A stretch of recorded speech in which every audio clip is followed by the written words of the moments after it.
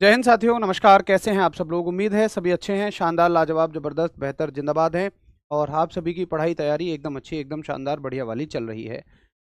आशा करता हूं आप सभी बहुत मेहनत के साथ आगे बढ़ रहे हैं। एक जबरदस्त तैयारी में आप सभी आगे चल रहे हैं। बताइए, कैसे हैं आप सभी के हालचाल? कैसे हैं आप सभी? घर परिवार में सभी कैसे हैं? माताजी, पिताजी, भाई बहन सभी एकदम बहुत अच्छे हैं ना? उम्मीद है भाई सभी अच्छे रहें, और मैं तो अपनी प्रार्थनाओं में हमेशा शामिल करता हूँ आप सभी की खुशहाली, कि आप सब खूब अच्छे रहें, खूब बढ़िया रहें। सभी को गुड मॉर्निंग, सभी को नमस्कार। राम राम भाई, हाय, हेलो हेलो। चलिए, बहुत ही बढ़िया। सब एकदम बहुत अच्छे हैं, एकदम बेहतर, एकदम लाजवाब हैं। तो आज हम लोग लॉज ऑफ मोशन यानी गति के नियम चैप्टर में गति के तीसरे नियम को पढ़ेंगे। और उससे पहले जो कल हमने पढ़ा है उसके थोड़ा सा पार्ट बचा हुआ है, उसको कवर करते हुए चलेंगे और फिर हम लोग आगे बढ़ेंगे। तो चलिए शुरू कर दिया जाए। देखो, कल हम लोगों ने बल के बारे में जाना था, अच्छे से फोर्स के बारे में जाना था। और क्या आप सभी को यहाँ तक याद है कि हमने ये लिख लिया था कि F बराबर जो है वो यम में होता है। हमने F के दो फॉर्मूले लिखे थे कि एक तो ये संवेग परिवर्तन की दर के बराबर होता है, यानी कि rate of change in momentum होता है। और बल का एक दूसरा फॉर्मूला m गुणा a भी होता है।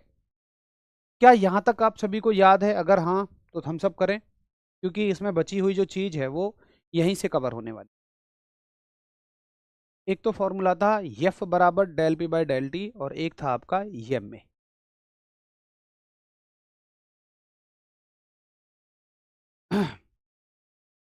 चलो, मैं एकदम बहुत अच्छा हूँ, एकदम बेहतर हूँ। ठीक है, फटाफट से थम्स अप करो, जल्दी जल्दी, फिर हम आगे बढ़ेंगे। ठीक है, ठीक है, ठीक है। AWO TPO में भाई मेरा पूरा सिलेबस है, बस एक टॉपिक उसमें थर्मोडायनेमिक्स बच गया था, ऊष्मागतिकी। वो मेरे पैर की सर्जरी की वजह से बच गया था, उसको मैं किसी मैराथन में करवा दूंगा। ठीक है, दूसरा बैच शुरू होने से पहले मैं उसको किसी भी मैराथन में करवा दूंगा। चलो, तो ये हो गया हमारा फॉर्मूला F बराबर m में F बराबर del P by del T. अब देखो, यहां से पूछा जाएगा, उसी में आगे कंटिन्यू करना, हेडिंग डालते हुए बल के मात्रक, यानी कि यूनिट ऑफ फोर्स।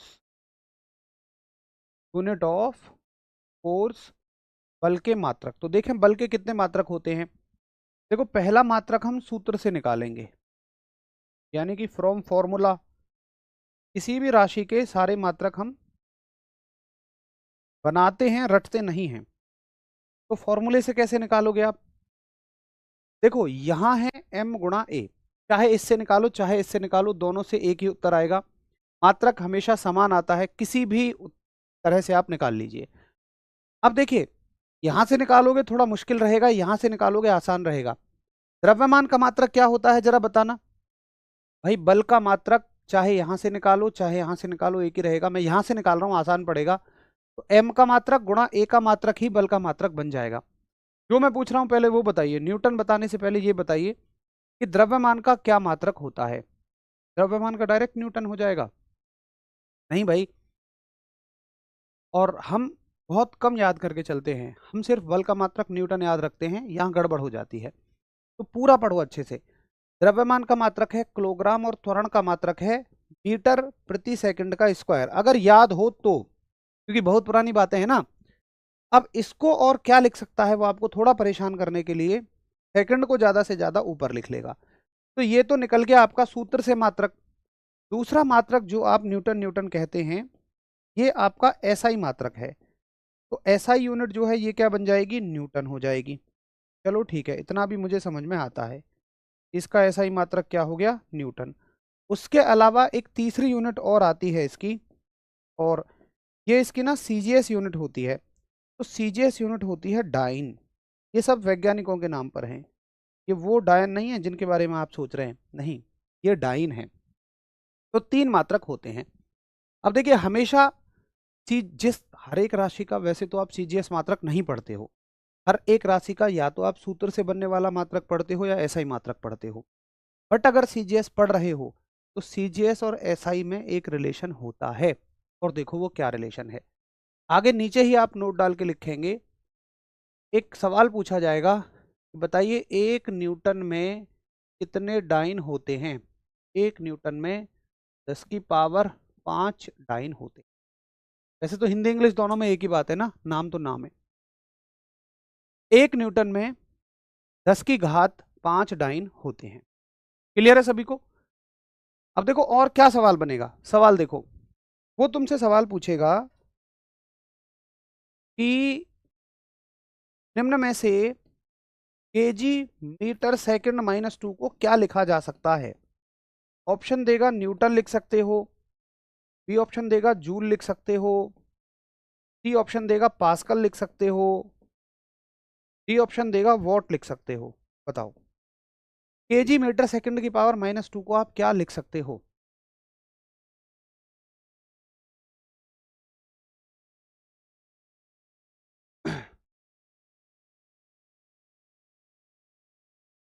तो करिए ठीक उत्तर। भाई देखना है चिंटू भाई की समस्या का समाधान करो ना। ये बोल रहे हैं वीडियो डाउनलोड नहीं हो रहा है। देखो एक बार हो रहा है कि नहीं हो रहा है, नहीं हो रहा है तो क्यों नहीं हो रहा है। ये यूट्यूब की वीडियो की बात कर रहे होंगे।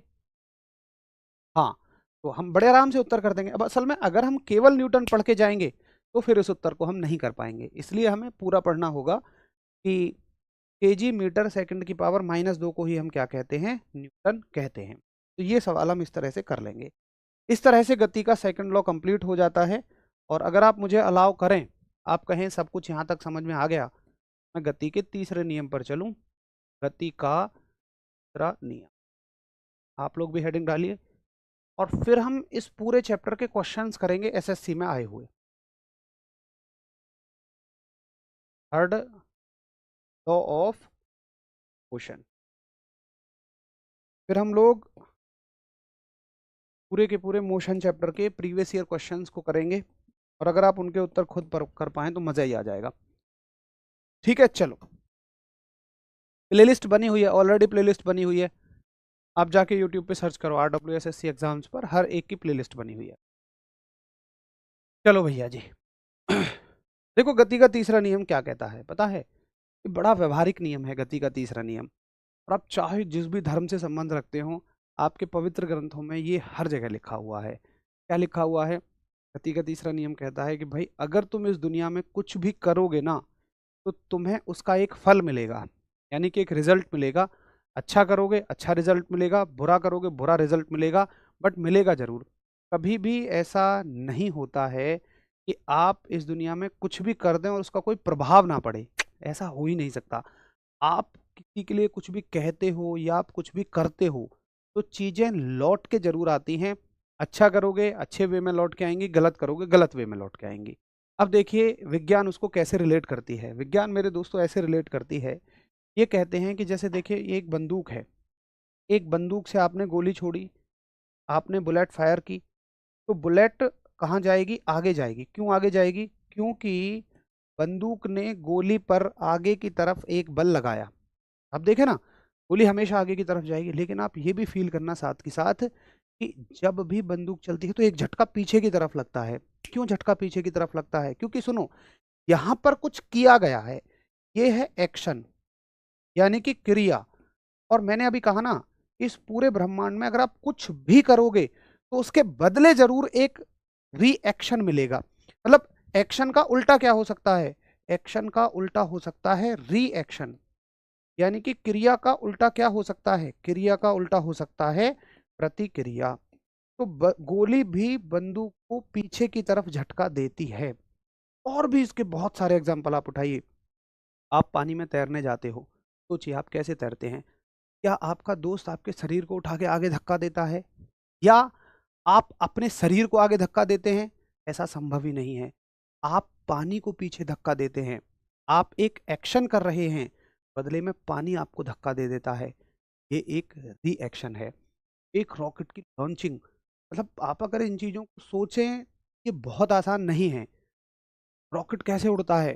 क्या कोई रॉकेट को पकड़ के ऊपर धक्का देता है? नहीं। एक रॉकेट में से गैसें नीचे की तरफ निकाली जाती हैं झटके के साथ, क्योंकि वैज्ञानिकों को पता था कि अगर रॉकेट गैसों को नीचे धक्का देगा तो गैस रॉकेट को उतने ही ताकत से धक्का दे देंगी। तो रॉकेट की लॉन्चिंग भी इसी पर आधारित है। रॉकेट का उड़ना भी इसी सिद्धांत पर आधारित है। तो ये बात आपको समझ में आ गई कि इस ब्रह्मांड में प्रत्येक क्रिया की एक प्रतिक्रिया होती है जो विपरीत दिशा में होती है। याद रखना, प्रतिक्रिया क्रिया की उल्टी दिशा में होगी और समान परिमाण की होगी। समान परिमाण का मतलब क्या है कि देखो, अगर आप 100 न्यूटन का बल आगे लगाते हैं तो 100 न्यूटन का बल ही इस पर पीछे ही लगेगा, यानी कि परिमाण बराबर होगा। ये वैल्यू है ना, इस चीज को बोलते हैं हम मैग्नीट्यूड, परिमाण। और दिशा कैसी है? विपरीत है। तो चलिए मैं इसको लिख देता हूं, अगर आपकी समझ में अच्छे से आ गया है। एक बार थम्स अप करो। ठीक है, सबको बढ़िया समझ में आ गया। चलो, तो आप लिखेंगे कि प्रत्येक क्रिया की प्रत्येक क्रिया की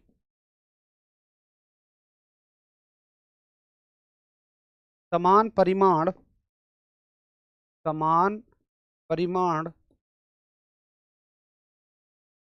व विपरीत दिशा समान परिमाण व विपरीत दिशा में एक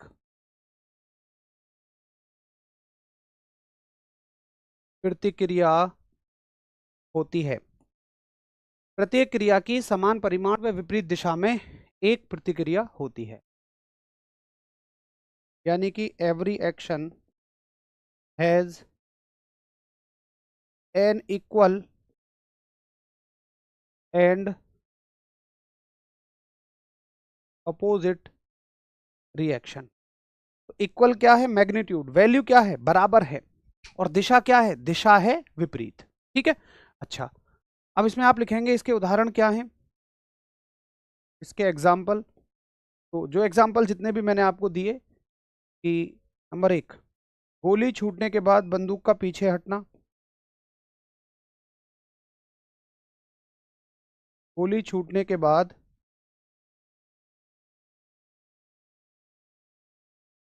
बंदूक का पीछे हटना। तो ये तो इंग्लिश वालों को भी समझ में आता होगा, है ना। गोली बंदूक तो ऐसे कोई टर्म नहीं है कि नहीं समझ में आए। बाकी टेक्निकल चीजें मैं हमेशा इंग्लिश में लिखे रहा हूं। उसके अलावा तैरना, यानी कि स्विमिंग। उसके अलावा आप अगला एग्जाम्पल लिख सकते हो, नाव का चलना। तीसरा एग्जाम्पल, नाव चलाना, यानी कि रोइंग ऑफ। फटाफट से थम्स अप करो कि ठीक है, इतनी चीजें मुझे समझ में आ गई।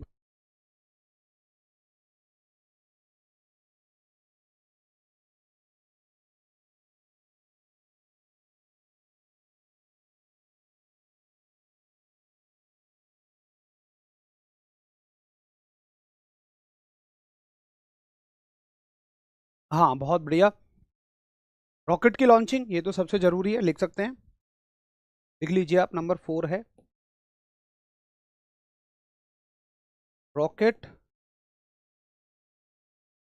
लॉन्चिंग, यानी कि रॉकेट का उड़ना। ये तमाम इसी घटना पर आधारित है, रॉकेट की लॉन्चिंग। ठीक है। हाँ, पक्षी का उड़ना भी हो सकता है। Very good. तो ये बहुत आसान सा सवाल है। अब देखो, यहां से और इंपॉर्टेंट क्या बनता है, नोट डाल के लिखेंगे। पूछा जाएगा कि बताओ गति के तीसरे नियम का अन्य नाम क्या होता है। देखिए, गति के तीसरे नियम का अन्य नाम,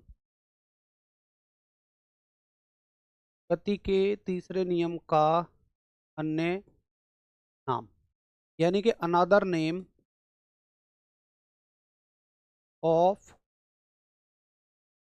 थर्ड लॉ ऑफ मोशन। देखो, गति के नियम का अन्य नाम क्या होता है?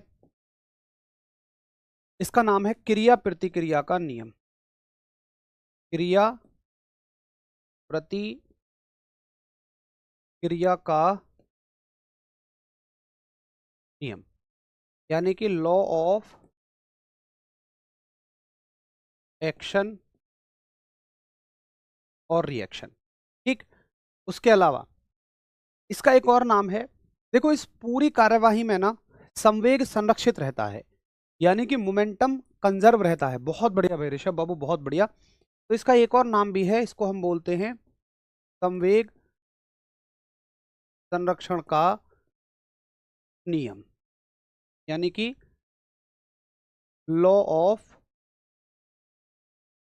कंजर्वेशन ऑफ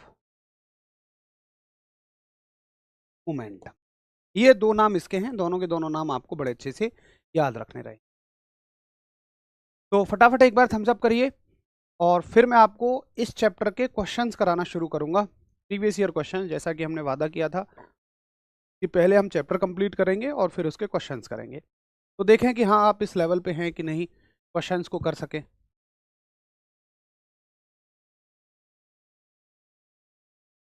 चलिए,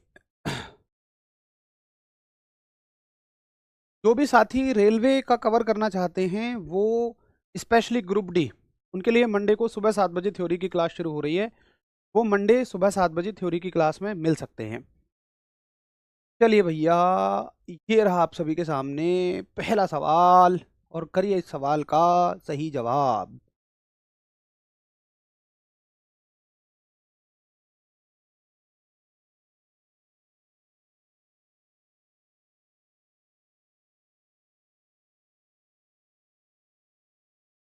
जल्दी उत्तर करिए, तब तक मैं आपको चाय पी के दिखा रहा हूँ। जल्दी जल्दी उत्तर करो।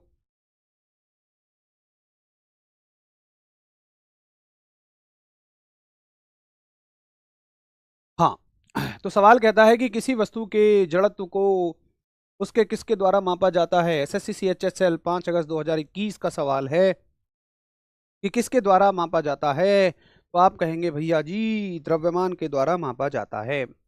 तो किसी भी वस्तु के जड़त्व को उसके द्रव्यमान के द्वारा मापा जाता है। सिंचन, क्या तुम्हें पता है कि जड़त्व जो है वो द्रव्यमान की माप है।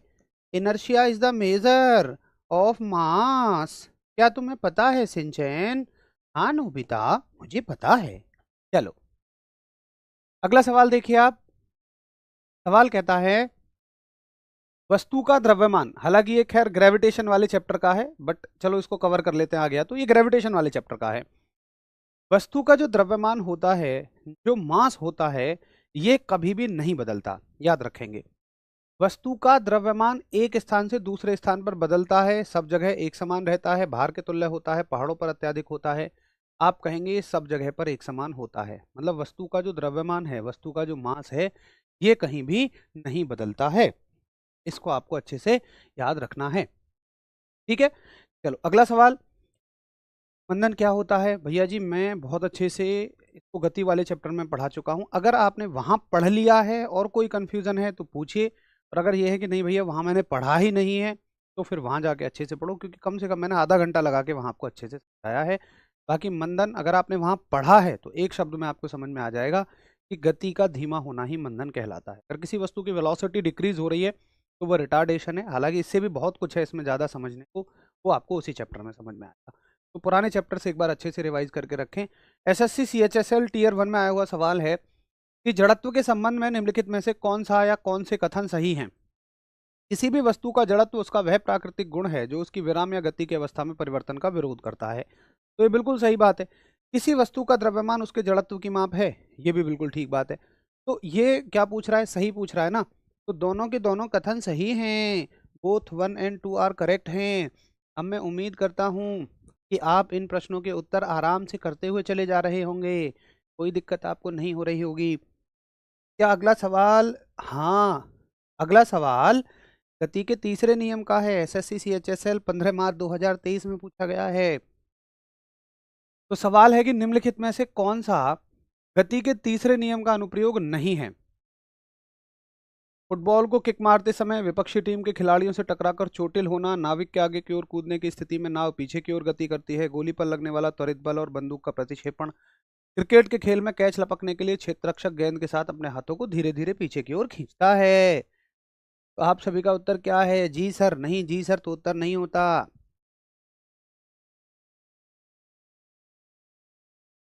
सर वस्तु का द्रव्यमान दूसरे ग्रह पर तो बदल जाता है। अंगद सिंह, अगर आप ये कह रहे हैं 100%, हाँ जी बदल ही जाता है, तो फिर आपने एक नई खोज कर दी है। कि दूसरे ग्रह पर वस्तु का द्रव्यमान बदल रहा है। फिर आपने एक नई खोज कर दी है। अगर आप मुझसे पूछें कि भैया बदल जाता है या नहीं बदल जाता है, तो मेरा उत्तर नहीं है। और अगर आप उल्टा मुझे बता रहे हैं कि नहीं मास्टर जी, वस्तु का द्रव्यमान एक दूसरे ग्रह पर जाने पर बदल जाता है, तो फिर आपने एक नई खोज कर दी है। वो मैं ग्रेविटेशन वाले चैप्टर में पढ़ाऊंगा, है ना। अभी चाहे तो उस क्वेश्चन को आप छोड़ दीजिए, वो ग्रेविटेशन वाले चैप्टर का है। कोई बात नहीं, फिर आपने ना थोड़ा सा गोलमोल गोलमोल सा पढ़ रखा है। पढ़ा तो सब कुछ है, लेकिन उसको मिक्स सा करके पढ़ दिया है। कोई बात नहीं, उसको हम ग्रेविटेशन चैप्टर में डिस्कस करेंगे, वहां आपको अच्छा समझ आए। भैया बताओ इसका उत्तर क्या है। देखो ये वाला जो एग्जाम्पल है ना, क्रिकेट के खेल में कैच लपकने के लिए क्षेत्ररक्षक गेंद के साथ अपने हाथों को धीरे पीछे की ओर खींचता है, तो ये तो आवेग का उदाहरण है। ये इम्पल्स का एग्जाम्पल है, ठीक है, इम्पल्स का। ये गति के तीसरे नियम का एग्जाम्पल थोड़ी है भाई। गति के तीसरे नियम में देखो, ये तो हमें क्लियर समझ में आ रहे हैं, इसको पढ़ लो। फुटबॉल को किक मारते समय विपक्षी टीम के खिलाड़ी से टकराकर चोटिल होना। जब आप किक मार रहे होते हो तो एक झटका आप पे पीछे की ओर लगता है, जिससे कि आप विपक्षी टीम के खिलाड़ी से टकराकर चोटिल हो सकते हैं। तो ये तमाम थर्ड लॉ के ही एग्जाम्पल हैं। चलो अगला सवाल देखें। ये रहा, एसएससी सीएचएसएल का ही है, और 6 जून 2022 सन 1687 में प्रकाशित फिलॉसफी नेचुरल प्रिंसिपिया मैथमेटिका, ये एक बुक है जिसने प्रिंसिपिया के नाम से भी जाना जाता है, किस महान वैज्ञानिक की कृति है। बताइए भैया। सिर्फ ये पूछा गया कि बताइए ये जो बुक है ये किस महान वैज्ञानिक की कृति है।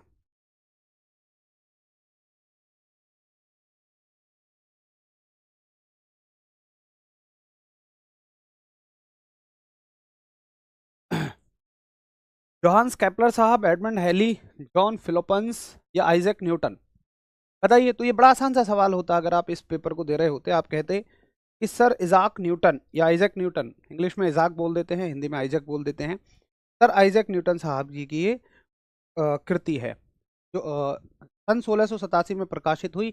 और इस देखो, इसको जनरली हम प्रिंसिपिया कहते हैं, लेकिन ये नेचुरलिसिस प्रिंसिपिया मैथमेटिका, इस बुक से इस नाम को जाना जाता है। पता है आइजैक न्यूटन साहब। अच्छा मुझे बताओ, कैलकुलस किस किस ने पढ़ा है। क्या हरीश बाबू तुमने कैलकुलस का नाम सुना है कभी। तो पता है कैलकुलस खोज किसने की थी, बताओ जरा। नहीं पता। न्यूटन साहब ने की थी। कैलकुलस पूरा एक मैथमेटिक्स है, और हम तो बड़ा छोटा सा मैथमेटिक्स पढ़ते हैं 12th क्लास में। कैलकुलस बहुत बड़े लेवल का मैथमेटिक्स है। मतलब आज जिसने ना दुनिया को बहुत आसान बना दिया है, दुनिया के रहस्यों से पर्दा उठा दिया है, वो मैथमेटिक्स है कैलकुलस। और कैलकुलस की खोज इसलिए नहीं हुई क्योंकि उन्हें कैलकुलस ही खोजना था, वो दूसरी इन्वेंशन कर रहे थे, और एक कैलकुलेशन आ गई थी वो सॉल्व नहीं हो रही थी। तो भाई साहब महाराज ने पूरा एक मैथमेटिक्स ही डेवलप कर दिया। मतलब क्या आप कभी सोचते हैं क्या इंटेलिजेंस उस आदमी की रही होगी कि एक कैलकुलेशन को सॉल्व करने के लिए उसने अपना एक गणित बना दिया। उस कैलकुलेशन को सॉल्व करने के लिए उस समय तक दुनिया में कोई सूत्र कोई नियम कानून नहीं थे। उस आदमी ने बैठे बैठे ये लो, ये कैलकुलेशन सॉल्व कैसे नहीं होगी, चाहे मुझे पूरा एक मैथमेटिक्स बनाना पड़े। तब कभी आप सोचें एक बार कि क्या उस आदमी की इंटेलिजेंस रही होगी यार। इसने तुम्हें कोई कैलकुलेशन आ जाए, तुमसे सरल ना हो, तुम पूरा एक गणित ही बना दो, ले भाई हो गया। ये वो आदमी थे आइजैक न्यूटन साहब। और जोहान्स केपलर साहब, इनकी तो बात ही क्या है, इन्होंने तो ग्रहों की गति के नियम दे दिए। ये हम ग्रेविटेशन में पढ़ेंगे, ग्रहों की गति के नियम। यहाँ मैं ज़्यादा एक्सप्लेन इसलिए नहीं कर रहा हूँ क्योंकि आपने अभी ये नहीं पढ़ा है। वहाँ पे आप बहुत अच्छे से समझोगे। यानी कि लॉज ऑफ प्लेनेटरी मोशन, ग्रहों की गति के नियम इन्होंने दिए। एडमंड हैली साहब हमारे मतलब के ज़्यादा नहीं है। हैली धूमकेतु अगर आप नाम सुनते हो तो इन्होंने उन सब की खोज की थी। यहाँ से कंपटीशन में कोई सवाल नहीं आता है। अगला सवाल बताइए, न्यूटन का निम्नलिखित में से कौन सा नियम बल्कि परिमाणात्मक परिभाषा देता है। देखो इस पॉइंट पर जब मैंने ये नियम सिखाया था तो बहुत विशेष रूप से फोकस किया था। आप गलती कर सकते हैं, सीजीएल का सवाल है, बस मैं रिक्वेस्ट करूंगा मत करिए।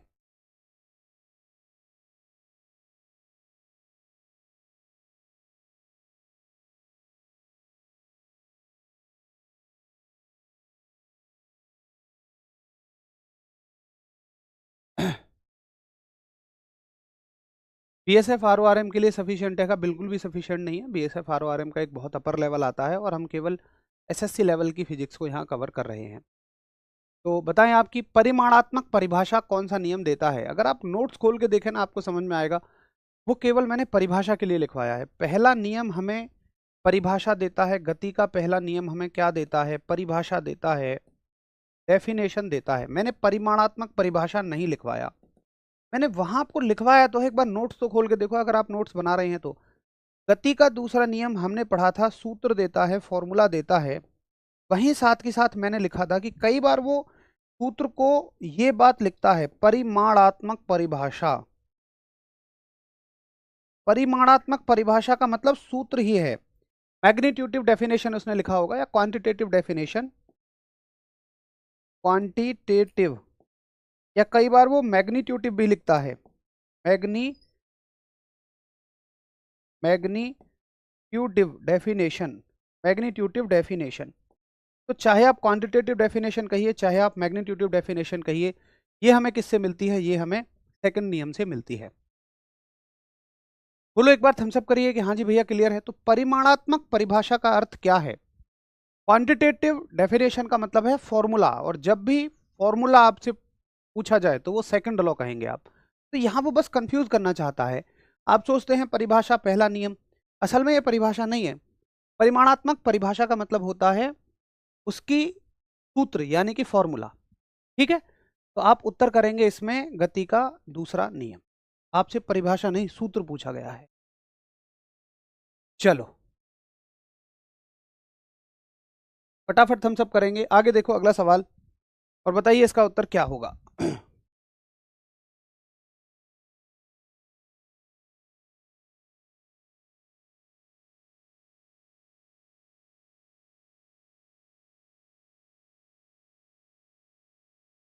चलो क्वेश्चन कहता है, एक तोप फायरिंग के बाद पीछे क्यों हट जाती है।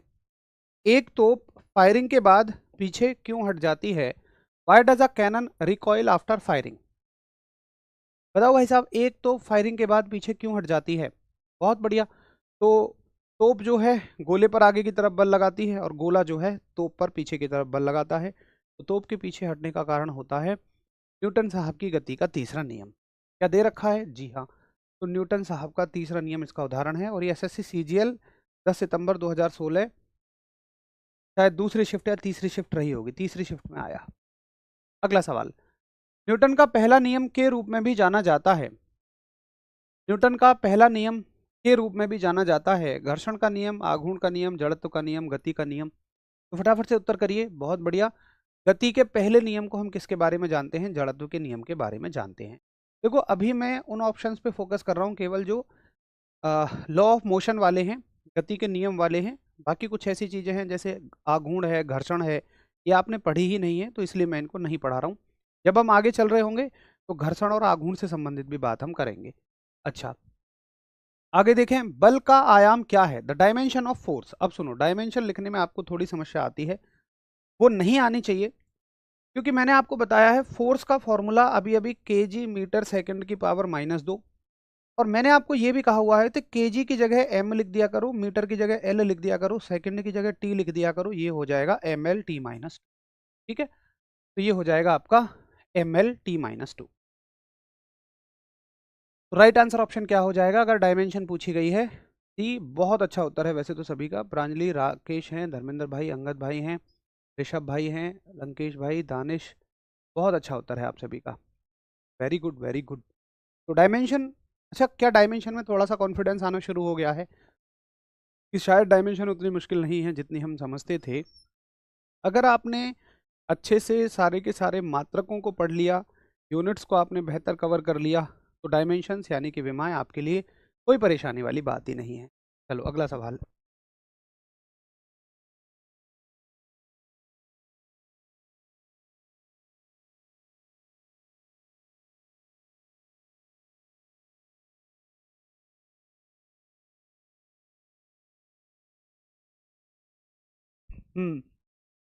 बताओ भाई। सवाल कहता है कि यदि दो बल विपरीत दिशाओं से किसी पिंड पर कार्य करते हैं तो उस पर कार्य करने वाले शुद्ध बल का परिमाण दोनों बलों के परिमाण का। देखो भैया देखो, ये एक वस्तु है, ये एक वस्तु है सिंचन, इस पर दो बल विपरीत दिशाओं में लगे हैं। एक बल ऐसे लगता है, एक बल ऐसे लगता है। मान लीजिए ये बल 5 न्यूटन है सिंचन, ये बल 2 न्यूटन है, तो आप ये बताइए कि टोटल फोर्स कितना रहेगा, टोटल बल कितना रहेगा। देखिए ये एक वस्तु है, आप इसको 5 न्यूटन से खींचें, आपका दोस्त आ जाए, वो इसे छीनने की कोशिश करे लेकिन थोड़ा आपसे कमजोर है, वो इसे 2 न्यूटन के बल से इधर खींचे। आप 5 न्यूटन से खींच रहे हैं, आपका दोस्त 2 न्यूटन से खींच रहा है, तो जरा बताएं वस्तु किधर जाएगी। वस्तु इधर जाएगी। कितने के बल से जाएगी, दोनों के अंतर के बल से जाएगी। वस्तु इधर की तरफ जाएगी, लेकिन 2 न्यूटन तो इसी को कैंसिल आउट करने में लग जाएगा, तो नेट फोर्स जो लगेगा वो 3 न्यूटन लगेगा। तो ये इन दोनों का अंतर ही तो है। आप कहेंगे कि बल जो लगता है वो दोनों के अंतर के बराबर लगता है। बोलो क्या आपको मेरी बात समझ में आ जाती है। 10 न्यूटन। वह तुम कलाकार आदमी हो। कितना सिंपल सी बात है यार, कितना सिंपल सी बात है। एक आदमी किसी वस्तु को आगे की तरफ खींच रहा है, तुमने उसे पीछे की तरफ खींचना शुरू कर दिया, तो तुम क्या पता है क्या कह रहे हो भैया। जब अगर जैसे हमें वेग बढ़ाना हो ना, तो पता हम क्या करें, जैसे अपनी साइकिल हमें तेज चलानी हो, तो मान लो हम 5 न्यूटन से तेज आगे चला रहे हैं, तो हम 2 न्यूटन से अपने दोस्त से कह देते पीछे खींच ले, तो मेरी साइकिल और तेज चलनी शुरू हो जाएगी। तुम्हारे हिसाब से तो यही है ना, कि अगर 5 न्यूटन से तुम आगे साइकिल चला रहे हो और तुम्हारा दोस्त 2 न्यूटन से पीछे खींच ले, तो साइकिल की गति 10 न्यूटन हो जाती है तुम्हारे हिसाब से। भाई वाह, भाई वाह, भाई वाह, क्या कलाकार हो। अरे भैया वस्तु डिफरेंस से ही तो आगे जाएगी।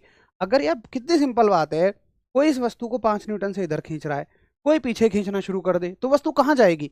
वस्तु जाएगी तो इधर ही, लेकिन 3 न्यूटन से जाएगी, क्योंकि 5 में से 2 का बल तो यहीं खत्म हो जाएगा।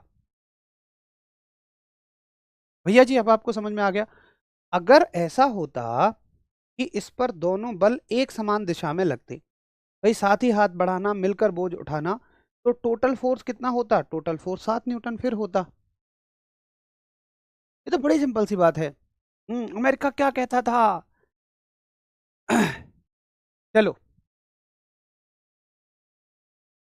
अगला सवाल देखो, एमटीएस का सवाल है ये, और इसको भी तुम गलत करके आ जाओगे, काबिले तारीफ। अगला सवाल देखो, ग्रुप डी वालों के लिए मंडे सुबह 7 बजे से क्लास शुरू होगी, उसको देखना। निम्नलिखित में से किस मात्रा को मरोड़, अच्छा ये प्रेशर वाले चैप्टर का सवाल है, इसको अभी छोड़ दो, ये यहाँ का सवाल नहीं है। अगला सवाल, किसी पिंड के संवेग को उसके निम्न के गुणनफल के रूप में परिभाषित किया जाता है। The momentum of a body is defined as the product of. देखो एसएससी जीडी 29 नवंबर 2021 का सवाल है, कितना आसान सवाल है। कि किसी पिंड के संवेग को उसके निम्न के गुणनफल के रूप में परिभाषित किया जाता है। The momentum of a body is defined as the product of the momentum of a body. तो संवेग क्या होता है, बड़ा आसान सा सवाल है यार, बड़ा आसान सा सवाल है। मोमेंटम, संवेग बराबर द्रव्यमान गुणा वेग होता है। मोमेंटम बराबर मास टू वेलोसिटी होता है। तो ये द्रव्यमान और वेग का गुणनफल होता है। एसएससी जीडी में तुम पेपर दे रहे होते तो तुम्हारा ये सवाल सही होता। अगला सवाल, एसएससी एमटीएस 9 अक्टूबर 2017, द्रव्यमान एवं वेग के संयुक्त प्रभाव को एक भौतिक मात्रा के द्वारा ध्यान में रखा जाता है। और बताओ भैया इस भौतिक मात्रा को क्या कहते हैं। The combined effect of mass and velocity is taken into account by a physical quantity. द्रव्यमान एवं वेग के संयुक्त प्रभाव को एक भौतिक मात्रा के द्वारा ध्यान में रखा जाता है, इसे हम क्या कहते हैं। द्रव्यमान एवं वेग के संयुक्त प्रभाव को एक भौतिक मात्रा के द्वारा ध्यान में रखा जाता है, तो इसे हम क्या कह रहे होते हैं, इसे हम मोमेंटम कहते हैं, इसे हम संवेग कहते हैं। तो संवेग बराबर क्या होता है, मोमेंटम बराबर क्या होता है, मास इनटू वेलोसिटी। संवेग बराबर क्या होता है, द्रव्यमान गुणा वेग। बड़ा आसान सा उत्तर है। चलो, आवेग किसके तुल्य है, ये सीएचएसएल का सवाल है। तो बल में परिवर्तन, संवेग में परिवर्तन, वेग में परिवर्तन या त्वरण में परिवर्तन। Very good, very good, very good, very good. तो ये है संवेग में परिवर्तन, है ना। कौन लगाता है सी यार, कैसन बात करता है बाबू। अरे अरे अरे अरे सी, अरे सी वालो, भाई मतलब तुमसे ज्यादा मेमोरी गजनी की भी होगी। गजनी मूवी में वो हालांकि बहुत जल्दी भूल जाता था, लेकिन तुमसे तो ज्यादा ही याद रखता था। अगर वो भी इस सवाल को पढ़ता, वो भी उत्तर कर देता। कल ही तो बताया था यार। आवेग क्या होता है भैया, आवेग जो है वो संवेग में परिवर्तन है। चेंज इन मोमेंटम को ही हम इम्पल्स कहते हैं। आवेग किसके बराबर होता है, आवेग संवेग में परिवर्तन के बराबर होता है, चेंज इन मोमेंटम होता है। ये बड़ा आसान सा सवाल था। अगर तुम कंफ्यूज इस बात में होते कि चलो भैया मुझे ये दिक्कत लगती है कि संवेग में परिवर्तन और संवेग में परिवर्तन की दर, तो मैं मान भी लेता, यानी कि rate of change of momentum, rate of change of momentum. अगर मान लो तुम मुझसे इस चीज में कंफ्यूज होते तो मैं एक्सेप्ट भी कर लेता। अब तो आसान था ये। आवेग संवेग में परिवर्तन होता है, अब बताना संवेग में परिवर्तन की दर क्या होती है, rate of change of momentum क्या होता है, बताइए। संवेग में परिवर्तन की दर क्या होती है। एनटीपीसी की साइंस से ग्रुप डी कैसे भी क्लियर नहीं होगा भाई। अगर साइंस की बात करें तो नहीं क्लियर होगा। ग्रुप डी के लिए आप क्यों परेशान हो रहे हो, पढ़ लो ना भाई, फ्री में पढ़ा रहा हूँ यूट्यूब पे। मंडे सुबह 7 बजे और रात को 9 बजे 2 क्लास चलती हैं, एक थ्योरी की चलती है, एक एमसीक्यू की चलती है। फिर काहे परेशान होना है, फिर क्यों जबरदस्ती मुझसे ये सुनना चाह रहे हो कि हाँ इसी क्लास से ग्रुप डी क्लियर हो जाएगा, जबकि मैं कह रहा हूँ नहीं होगा भाई। मैं मैं चाहूँ तो तुम्हें झूठ बोलकर अपनी मेहनत कम कर सकता हूँ। मैं तो कह दूंगा इसी में पढ़ लो ग्रुप डी। कौन सा मैं कोई पेड बैच आपके लिए लेके आ रहा हूँ भाई, मैं 2 2 क्लास फिर भी एक्स्ट्रा लगा रहा हूँ, क्योंकि मुझे पता है इससे नहीं होगा group D clear. Group D के लिए आपके लिए मैंने 2 क्लास यूट्यूब पे फ्री में लगा दी। मंडे से एक सुबह 7 बजे चल रही है, एक रात को 9 बजे चल रही है। फिर आपको क्यों जबरदस्ती मुझसे ये सुनना है। हाँ तो ये क्या होती है, अगर देखो दर शब्द लग जाए, अगर रेट शब्द लग जाए, तो आप कहेंगे ये हो जाता है बल, यानी कि ठीक है। चलो, तो अगर देखो आप ऐसे भी सवालों को गलत करके आ रहे हैं, और एसएससी के किसी भी एग्जाम में सिवाय एडब्ल्यू और टीपीओ के, एसएससी के किसी भी एग्जाम में सिवाय एडब्ल्यू और टीपीओ के साइंस मुश्किल नहीं आती है। सिंपल लेवल की साइंस रहेगी, ये साइंस रहेगी। अब अगर आप इसको भी गलत कर देते हैं तो फिर आपको बचाने वाले ब्रह्मा विष्णु महेश भी पैदा नहीं है। असल में आपके लेवल पे जो सब्जेक्ट है ना, वो सच में ऐसे मुश्किल तो नहीं है कि वो आपकी दिमागी क्षमताओं से बाहर हों। दिमागी क्षमताओं का अर्थ है मेरा कि वो ऐसे तो नहीं है कि आपको समझ ही में ना आए। आपकी दिमागी क्षमताएं इतनी है कि आपको कुछ भी समझाया जाए तो आप समझ जाएंगे। सिर्फ गलती किसकी होती है, आप उसको याद नहीं कर पाते हैं। आप देखें ना, मैं आपसे खुद पूछता हूँ भाई थम्सअप करो थम्सअप करो, जब हम पढ़ रहे होते हैं तो आप उस टाइम थम्सअप करते हैं, और ये झूठी बात नहीं है, आप उस टाइम पे सही होते हैं। देखो, असल में आप अपनी कमी नहीं पकड़ पा रहे हैं, आप अपनी कमजोरी नहीं पकड़ पा रहे हैं। बस आप प्रश्न पूछते रहेंगे, भाई पढ़ता तो बहुत हूँ बट सिलेक्शन नहीं हो रहा, पढ़ता तो बहुत हूँ बट मॉक टेस्ट में नंबर नहीं आ रहे। तो ये जो पढ़ता तो बहुत हूँ ना, ये सिर्फ आप क्लास लेने को कह रहे हैं, जबकि आप सोचो ना उस चीज को याद करने के लिए आपने क्या एफर्ट डाले। आवेग संवेग में परिवर्तन के बराबर होगा, परसों या कल की चीज को आज आप भूल गए, जबकि आपको ये तब अच्छे से समझ में आई थी। तो इसका कारण क्या है, इसका कारण ये है कि आपने उस टाइम तो समझ लिया, उस टाइम मैंने भी कोशिश की, आपने भी कोशिश की, और कोशिशें रंग लाई, समझ लिया हमने। लेकिन समझ में आना इस बात की 100% गारंटी नहीं देता कि वो चीज़ याद रहेगी। बहुत साइंटिफिक बात मैं आपको कह रहा हूँ, बहुत व्यवहारिक बात। समझ में आना आसान कर देता है चीज़ों को याद करने के लिए, क्योंकि डायरेक्ट रट्टा मारोगे तो कभी याद नहीं होंगी। समझ में आई हुई चीज़ें थोड़ी आसानी से याद होती हैं, बट समझ में आना ये 100% श्योरिटी नहीं देता कि बात आपको 100% याद हो जाएगी। याद करने के लिए आपको एफर्ट डालने होंगे, आपको उन्हें रिवाइज करना पड़ेगा, बार बार उन्हें मेमोराइज करना पड़ेगा। जब तक आप ऐसा नहीं करते हैं, तब तक ये सब्जेक्ट तो छोड़िए, किसी भी सब्जेक्ट में आपको मुश्किलें आती रहेंगी, हर एक सब्जेक्ट में मुश्किलें आती रहेंगी। चलिए, ये हो गया संवेग में परिवर्तन आवेग के बराबर होता है। फिर से पढ़ो, संवेग के परिवर्तन की दर क्या होती है, rate of change of momentum क्या होता है।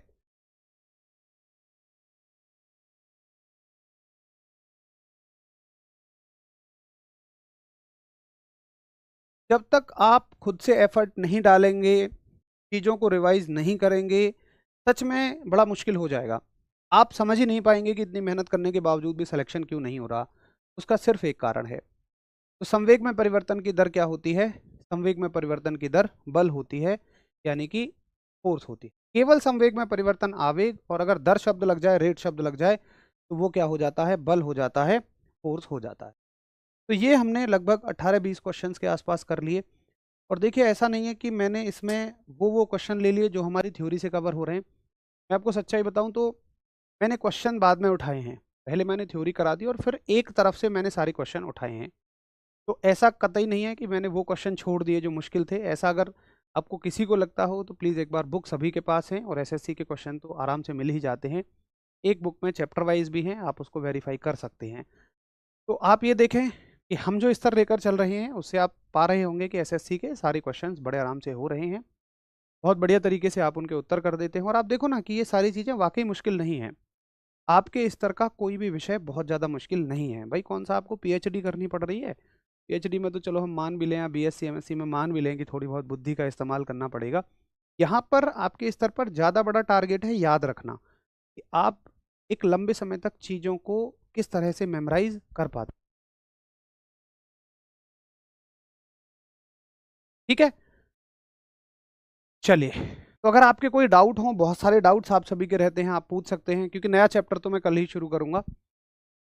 अभी नया चैप्टर शुरू करने का कोई अर्थ नहीं बनेगा। अगर आपके कोई डाउट हो, बीच जवाब उनके नहीं हो पाते हैं, पढ़ाई से संबंधित हों, अपनी कुछ व्यक्तिगत समस्याएं हों, ऐसी जो डिस्कस की जा सकें, सभी के साथ डिस्कस की जा सकें, उनको प्लीज़ आप बताइए। बच्चे मुझे दिखा दो रिमोट। तो अभी मैं हूँ 2-3 मिनट आपके बीच में, बताइए आपके क्या क्या डाउट हैं।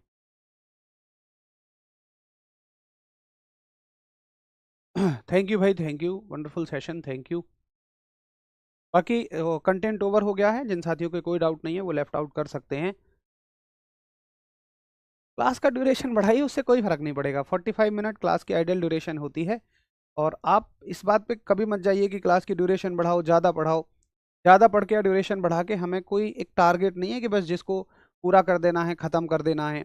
हमें इसको तसल्ली से समझते हुए आगे पढ़ना है। आप इस बात से बजाय कि क्या फ़र्क पड़ जाएगा, 2 क्लास फालतू लग जाएंगी या कम लग जाएंगी, लगने तो फालतू, क्या फ़र्क पड़ रहा है, फाउंडेशन बैच है, आराम से पढ़ेंगे। बट आप इस बात पे फोकस करो कि हमें चीज़ों को याद करना है। हम 45 मिनट जितना पढ़ें उसको एटलीस्ट अगले दिन याद करें, ये होना चाहिए आपका। मोटिवेशनल बात बताइए यार। देखो भाई, थोड़ा सा मैं फिर कहूँगा, मैं थोड़ा सा व्यवहारिक टाइप हूँ, प्रैक्टिकल टाइप हूँ। और मोटिवेशन मुझे नहीं लगता कि कभी हमें कुछ शायरियों से या किसी भी चीज़ से मोटिवेशन गेन करने की ज़रूरत है। हम तो लाइफ के उस स्टेज पर होते हैं, स्टूडेंट लाइफ में, कि जब हम अ, हर तरह से नकारे जा चुके होते हैं। भाई शुरुआत में तो ऐसा होता है कि घर वाले बड़े उत्साह के साथ हमारा उत्साह बढ़ाते हैं। लगभग 6 महीने 8 महीने जब तैयारी के दौरान हम होते हैं, और समाज भी बड़ा अच्छा अच्छा कहता है, सब कुछ अच्छा अच्छा चल रहा होता है, लेकिन जैसे ही साल 1.5 साल गुजरते हैं, कोई रिजल्ट नहीं आ रहा होता है, और उनकी नज़रों में, समाज की नज़रों में, घर वालों की नज़रों में। भाई मुझे तो पता है ना कि जब मैंने तैयारी करनी शुरू की थी तब मुझे कुछ नहीं आता था, और एटलीस्ट आज मुझे कुछ तो आता है। और मुझे ये भी भरोसा है कि अगर इसी स्पीड से मैं सीखता रहूँगा तो एक दिन वो भी आएगा जब मुझे सारी चीज़ें आ जाएंगी। बट अगर आप किसी परीक्षा में एक भी नंबर से रहे हो, तो देखो मैं ये मानता हूँ, आप जानते हो कि हाँ आप अगली परीक्षा में सेलेक्ट हो जाएंगे, लेकिन समाज के लिए, परिवार के लिए, लोगों के लिए, रिश्तेदारों के लिए, तो आप या तो सेलेक्ट हों या तो ना हो। यही तो दो बातें हैं। अगर आप सेलेक्ट हुए हैं तो आप 100 हैं, अगर आप नहीं हुए हैं तो 0 हैं। चाहे आप 1 नंबर से रहो, चाहे आधा नंबर से। और मैं मानता हूँ 1 नंबर आधा नंबर से रहने वाला हर साथी 99 है, वो 0 नहीं है, बट लोगों की नज़रों में वो 0 है। तो हमारे लिए तो सबसे बड़ा एक यही मोटिवेशन का कारण बनना चाहिए कि भाई सबसे पहली चीज़ तो मेरी सफलता कितनी ज़रूरी है। और मुझे लगता है कि देखो आप सभी लोअर मीडियम फैमिली से संबंध रखते हैं, क्यों, मैं भी ऐसी ही फैमिली से निकल कर आया हूँ। और लोअर मीडियम फैमिली का अर्थ होता है कि जहाँ पर, बहुत सच्चाई के साथ बोल रहा हूँ, प्लीज़ बुरा मत मानना, मैं भी ऐसी ही एक परिवार से निकल कर आया हूँ कि जहाँ पर हमेशा पैसे की समस्याएं चलती रहती हैं। और अगर मैं और इसको बड़ी सच्चाई के साथ बोलूँ, तो आधी लड़ाइयाँ तो हमारे तुम्हारे घरों में पैसे की समस्या की वजह से होती थी। सच बताइए, मतलब हम बहुत अच्छे हैं, आप एक बहुत अच्छे बेटा बेटी हैं पिताजी के, माताजी के, लेकिन फिर भी उनका व्यवहार या आपका भी व्यवहार सही नहीं हो पाता है। कई बार आपस में रिलेशन ठीक नहीं रह पाते हैं, सिर्फ और सिर्फ किसकी वजह से, पैसे की वजह से है। चलो उस चीज़ को भी किनारे कर दीजिए। हमारी बहुत सारी आवश्यकताएं तो ऐसी हैं कि जिन्हें हम कभी पूरा ही नहीं कर पा रहे हैं। मतलब अगर मैं और गहराई में जाऊं तो शायद मुझे ऐसा लगता है कि लोअर मीडियम फैमिली के परिवार के माताजी पिताजी ऐसे होते हैं कि अगर उन्हें कोई समस्या भी हो रही है ना, अगर मतलब ऐसा होता है कि आ, एक सेकंड रुको। देखो लोअर मीडियम फैमिली का तो ये है कि हमारे जो मदर फादर होते हैं, अगर मैं बड़ी सच्चाई के साथ इस बात को बोलूँ, आप भी बताना कि अगर शरीर में कोई समस्या है, कुछ भी है, तो उसकी बगैर एक प्रॉपर जांच कराए वो बस बेचारे एक दर्द की गोली लेकर उसको मान लेते हैं कि ये ख़त्म हो गई है। अगर उन्हें कोई दिक्कत भी है तो किसी नॉर्मल डॉक्टर के पास चले जाएंगे जहाँ पर पैसे ज़्यादा खर्च ना हो, और सिर्फ 2-3 दिनों की दवाई ले आएंगे और मान लेंगे कि वो ख़त्म हो गई है। अगले चौथे दिन वो समस्या थोड़ी बहुत है भी, बची भी है, तो वो उसको कह देते हैं कि नहीं ये ठीक हो गई है हमारी। तो सिर्फ ऐसा किस लिए होता है, उनको दिख रहा है कि यार अगर हम इस चीज़ को लेके किसी बड़े डॉक्टर के पास जाएंगे तो ज़्यादा पैसे खर्च हो जाएंगे। मतलब आप देखो ना कि क्या इससे ज़्यादा बड़ा कोई हमारे लिए मोटिवेशन होता है कि हमारे मदर फादर, हमारे फैमिली मेम्बर जो है वो ट्रीटमेंट तक नहीं करा पा रहे, मेडिकल नीड उनकी पूरी नहीं हो रही है, कपड़े तक हम ठीक से नहीं खरीद पा रहे हैं। ये बिल्कुल बेसिक नीड की बात मैं कर रहा हूँ। मैं नहीं कहता हूँ कि हम आप कोई लग्जरी लाइफ जियो, कोई ज़रूरत नहीं है उसकी, लेकिन रोटी कपड़ा और मकान तो एक आदमी की बेसिक नीड होती है, एटलीस्ट वो सभी तो हमारी फुलफिल हो। तो मुझे कभी नहीं लगता कि हम ये नीड पूरी नहीं हो रही हैं अभी और हमें ये करनी चाहिए, इस बात से बड़ा कोई मोटिवेशन होगा। मैं तो कहूँगा भाई सिलेक्शन लो, बहुत ज़्यादा ज़रूरी है, यही एक समय है, इसके बाद फिर ये समय कभी लौट कर भी नहीं आएगा। और ये बात शायद आपने बहुत बार पढ़ ली है, लेकिन असल में इसके मायने तभी हैं जब आप इस बात को समझ सकें। चलिए कल मिलते हैं। अच्छा कल ये आपकी क्लास नहीं होगी, वैसे भी ये मंडे टू फ्राइडे ही होती है, और मेरी एक मैराथन भी है एयरफोर्स। हालांकि वो मैराथन आपके काम की तो नहीं आएगी क्योंकि थोड़ा सा ज़्यादा स्तर रहेगा। बाकी बीएसएफ आरओआरएम वाले साथी उस मैराथन को जरूर ले सकते हैं। कल सुबह 9 बजे से रहेगी वो, रोजगार विधन की डिफेंस। चलिए कल मिलेंगे, नमस्कार, धन्यवाद, जय हिंद।